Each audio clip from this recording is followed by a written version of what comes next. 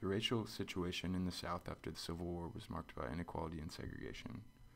Whites and blacks were separate in almost every regard. Perhaps the most unequal part of segregation was the education system. Schools were clearly separate, but they were far from equal.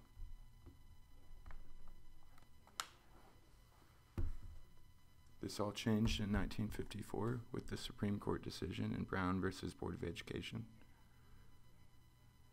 This landmark case established segregation in state schools as unconstitutional. Following the decision, work on desegregation began.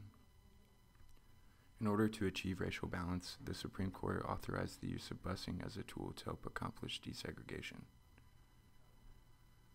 Desegregated busing was arguably the biggest civil rights debate in Louisville and much of the country in the 1970s.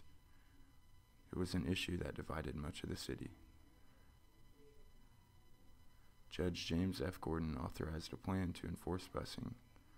The plan created a busing pattern for almost 23,000 students, with black children riding from the inner city to the suburbs and white children riding from the suburbs to schools in the inner city.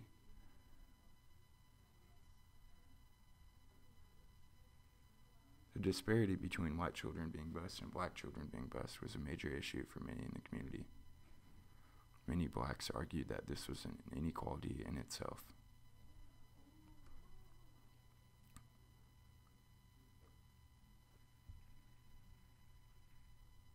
On the other hand, many white parents refused to let their children go to school with black children, going so far as to have their children protest along with them.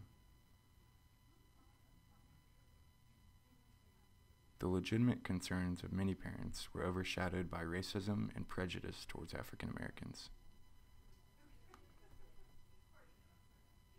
High school students were especially angry at being bused during their senior years of school.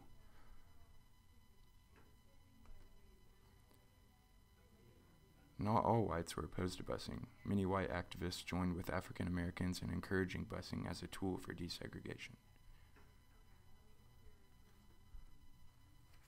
Black activists such as Lyman T. Johnson worked tirelessly for desegregation and for the rights of African Americans.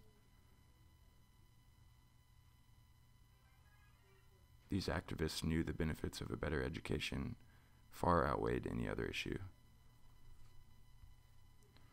Not all whites opposed busing because of race, and not all blacks supported it. Oftentimes they would work together in staging protests for their opposition.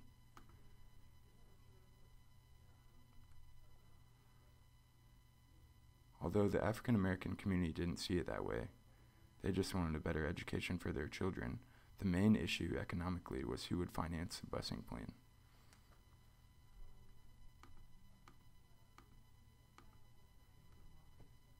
In spite of all the prejudice and racism, race made hardly any difference for much of the young students who were bused, many choosing to ignore the stereotypes and prejudices that surrounded them.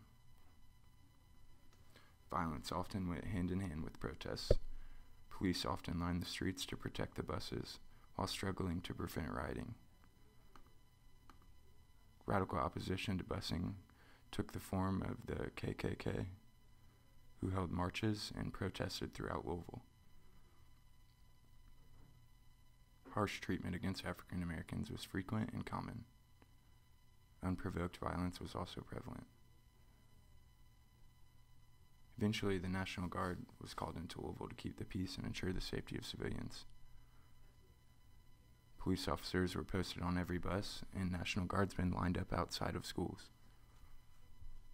Eventually, the protests died down, and whether or not busing was effective as a tool for desegregation is up for debate.